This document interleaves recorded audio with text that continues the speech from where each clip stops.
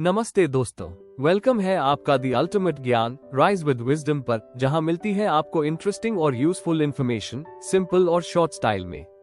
अगर आप नए हो तो सब्सक्राइब करना ना भूलना और बेल आइकॉन जरूर दबाओ ताकि कोई भी अमेजिंग अपडेट मिस ना हो जाए। तो आइए आरंभ करते हैं। किसी भी समाज में केवल व्यापार, उत्पादन और अर्थव्यवस्था से जीवन नहीं चलता। असली प्रगति तब होती है जब हर व्यक्ति को सम्मान, इक्वल अपॉर्चुनिटी और सुरक्षा मिले।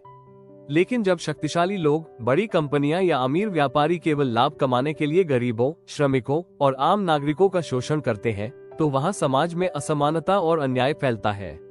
यही वो क्षण होता है जब सरकार का हस्तक्षेप जरूरी हो जाता है।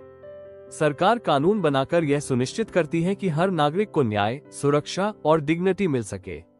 सोशल जस्टिस का अर्थ है उस व्यवस्था को लागू करना जहां सभी नागरिक, विशेष रूप से कमजोर वर्गों को उनके अधिकार मिले और उन्हें सम्मान के साथ जीवन जीने का अवसर मिले।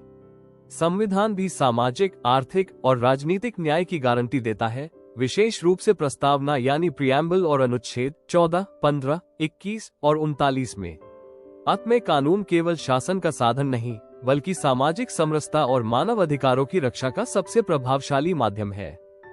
बाजार मूल रूप से लाभ कमाने की जगह है, लेकिन यदि उन पर नियंत्रण न हो तो वे एक जंगल की तरह बन जाते हैं, जहां शक्तिशाली लोग गरीबों और कमजोरों को कुचल देते हैं। एक मजदूर दिन भर पसीना बहाता है, लेकिन मालिक उसे मजदूरी देने से मुकर जाता है। एक ग्राहक मेहनत की कमाई से सामान खरीदता है, लेकिन उसे खराब या नकली माल मिलता है। किसान या कारीगर अपने उत्पाद बनाते हैं, लेकिन उन्हें उचित मूल्य नहीं मिल पाता। ऐसे में बाजार केवल आर्थिक नहीं, नैतिक संकट में भी बदल जाते हैं। इसीलिए सरकार को बाजार की गतिविधियों पर नजर रखते हुए कानून लागू करने होते हैं, जैसे minimum wages act, consumer protection act, trade practices act इत्यादि। ये कानून सिर्फ व्यापार को नियंत्रित नहीं करते, बल्कि न्याय और संतुलन बनाए रखते हैं। कानून ये सुनिश्चित करते हैं कि मुनाफा कमाने की होड़ में मानव गरिमा, स्वास्थ्य और जीवन का हनन न हो। भारत जैसे देश में जहां करोड़ों लोग दिहाड़ी मजदूरी पर निर्भर हैं, वहां न्यूनतम मजदूरी कानून यानी मिनिमम वेजेस एक्ट जीवन की आधारशिला है। ये कानून कहता है कि हर मजदूर को काम के बदले एक तयशुदा न्यूनतम वेतन देना अनिवार्य है। लेकिन ये कानून जमीनी हकीकत में अक्सर टूटता है। गरीब मजदूर, चाहे खेत में हो या निर्माण स्थलों पर, मजबूरी में आधे दाम पर काम करते हैं क्योंकि उनके पास विकल्प नहीं होता। कई बार उन्हें समय पर वेतन नहीं मिलता, उनके पास न श्रमिक पहचान पत्र होते हैं, न बीमा, न ही सुरक्षा उपकरण। इससे उनकी जान तक जोखिम में पड़ जाती है। सरकार की जिम्मेदारी है कि वो न केवल कानून बनाए, बल्कि लेबर इंस्पेक्शन प्रणाली को मजबूत करे। साथ ही आर्टिकल 39C ये कहता है कि आर्थिक प्रणाली ऐसी होनी चाहिए जिसमें संपत्ति और साधनों का केंद्रीकरण न हो। मजदूर केवल श्रमशक्ति नहीं, वे इस देश के निर्माणकर्ता हैं और उन्हें सम्मानजनक जीवन मिलना उनका संवैधानिक हक है।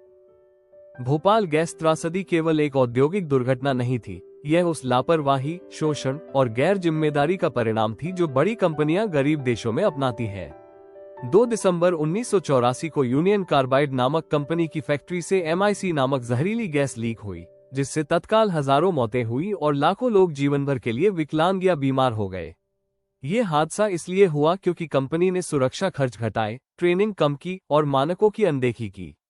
सरकार ने भी फैक्ट्री को आबादी के बीच अनुमति देकर अपनी जिम्मेदारी नहीं निभाई। हादसे के बाद मुआवजा भी अपमानजनक रूप से कम था, जबकि नुकसान हजारों करोड़ों में था। डाउ केमिकल्स, जो अब यूनियन कार्बाइड की मालिक है, आज तक उस क्षेत्र की सफाई से मुकर रही है। ये त्रासदी हमें सिखाती है कि जब कानून कमजोर होते हैं या लागू नहीं होते, तब न्याय मर जाता है और आम जनता पीढ़ियों तक दर्द सहती है।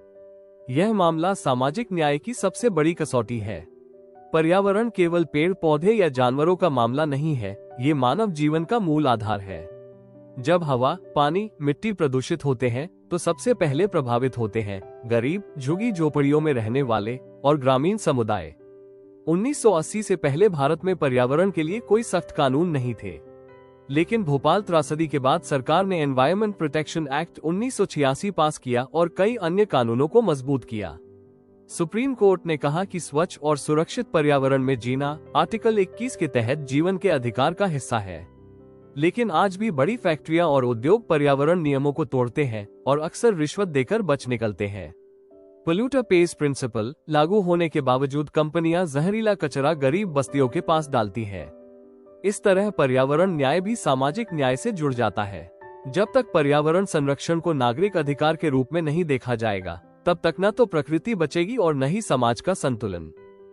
आज की ग्लोबल इकोनॉमी में बड़ी कंपनियां अपना उत्पादन ऐसे देशों में शिफ्ट कर रही हैं जहां श्रमिक सस्ते, कानून ढीले और शासन कमजोर है। भारत जैसे देशों को लो कॉस्ट डेस्टिनेशन मानकर वे यहां फैक्ट्रियां खोलती हैं और अपने देश की तुलना में यहां मजदूरों को कम भुगतान करती है। यूनियन कार्बाइड की अमेरिकी फैक्ट्री में आधुनिक सुरक्षा प्रणाली थी, लेकिन भारत की फैक्ट्री में सबसे निचले स्तर की व्यवस्था थी। ये साफ दर्शाता है कि ये कंपनियां भारतीय श्रमिकों की जिंदगी को कम महत्व देती हैं। इसके खिलाफ आवाज उठाना जरूरी है। अंतर्राष्ट्रीय मजदूर संगठन जैसी संस्थाएं भी इस असमानता को पहचानती हैं। भारत को अपने कानूनों को अंतर्राष्ट्रीय मानकों के अनुसार मजबूत करना चाहिए, क्योंकि जब तक हम अपने श्रमिकों को सम्मान और सुरक्षा नहीं देंगे, तब तक हम केवल विदेशी निवेश के लिए अपनी मानवता को गिरवी रखेंगे। कानून बनाना आसान है, लेकिन उसे जमीन पर लागू करना सबसे मुश्किल कार्य है। भारत में कई बार कानून तो होते हैं, लेकिन न अधिकारी उन्हें लागू करते हैं, न जनता को उनकी जानकारी होती है। भ्रष्टाचार, रिश्वत, राजनीतिक हस्तक्षेप और संसाधनों की कमी, ये सब कानून के प्रभाव को कमजोर बना देते हैं। जब श्रम निरीक्षक खुद ही दोषियों से मिल जाते हैं, तो गरीब मजदूर की आवाज कौन सुनेगा? साथ ही कई मजदूर अशिक्षित होते हैं, उन्हें अपने हक पता नहीं होते, न उन्हें पता होता है कि शिकायत कहाँ करनी है, और न ही उनके पास कोई आर्थिक ताकत होती है। वर्कर यूनियंस और सिविल सोसाइटी संगठन इस स्थिति को बदल सकते हैं। सरकार को चाहिए कि वो जागरूकता अभियान चलाए, स्थानीय स्तर पर शिकायत निवारण तंत्र स्थापित करे और दोषियों को कड़ी सजा दे। जब तक कानून की आंखें बंद रहेंगी, तब तक सामाजिक न्याय एक सपना ही रहेगा। एक लोकतांत्रिक देश में केवल सरकार या अदालतें ही न्याय की जिम्मेदार नहीं होती, नागरिकों की भी उतनी ही बड़ी भूमिका होती है। सरकार को चाहिए कि वो ऐसे कानून बनाए जो संविधान के मूल्यों जैसे न्याय, स्वतंत्रता, समानता और बंधुत्व के अनुरूप हों। साथ ही उन कानूनों को पूरी ईमानदारी से लागू करे। लेकिन यदि जनता खुद अपने अधिकारों को न पहचाने, तो कोई कानून उन्हें न्याय नहीं दिला सकता।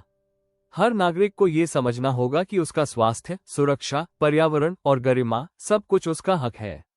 भोपाल गैस पीड़ितों की लड़ाई या पर्यावरण आंदोलनों से हमें ये प्रेरणा मिलती है कि जब आम लोग एकजुट होकर आवाज उठाते हैं, तब सरकार भी झुकती है और न्याय आगे बढ़ता है। अंत में एक सच्चा न्यायपूर्ण समाज तभी बन सकता है जब सरकार, न्यायपालिका और नागरिक तीनों मिलकर अन्याय के विरुद्ध खड़े हो और समानता, गरिमा और अधिकारों की रक्षा करें। Thank you. अगर वीडियो पसंद आया हो तो एक लाइक जरूर कर देना और कमेंट में बताओ आपका क्या थॉट है। चैनल को सब्सक्राइब करो और शेयर करो अपने दोस्तों के साथ। नॉलेज बढ़ाओ फन के साथ। मिलते हैं नेक्स्ट वीडियो में, तब तक के लिए stay curious and keep learning and follow the ultimate Gyan. Rise with wisdom.